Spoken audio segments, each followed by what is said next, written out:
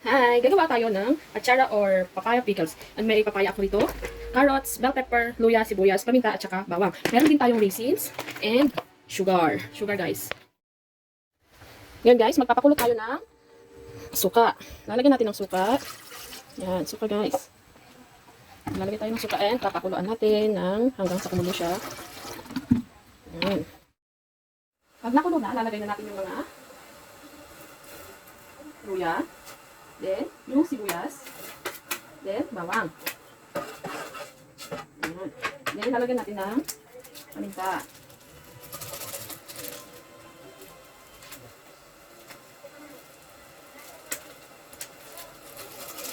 Lagyan natin ng paminta.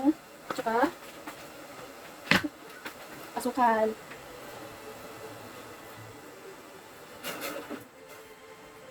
Asukal yan. Lagyan natin yung carrots.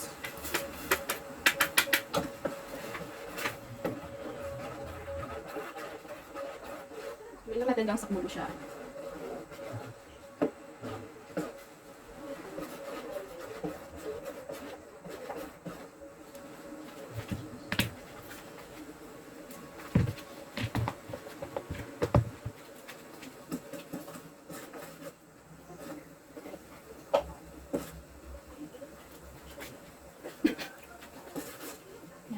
Nakulo na siya guys, kaya papakain natin.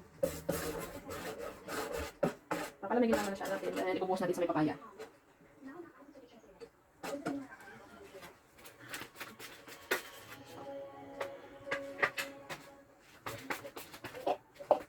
Salin natin dito guys para mabilis siyang lumamig.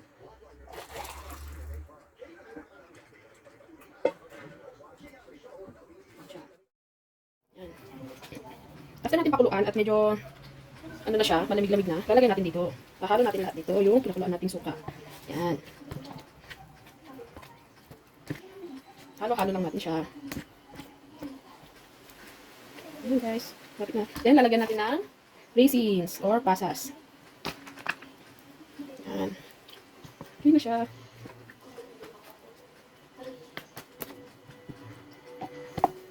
Then, lalagyan natin ito sa container. Sa container natin siya ilalagay. Yan. Para ma-preserve natin siya.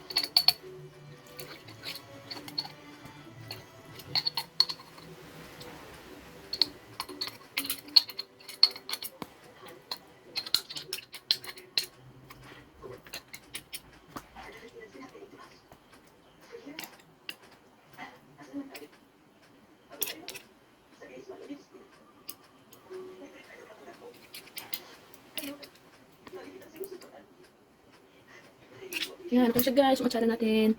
Yan, lagay na siya. Then, okay na po.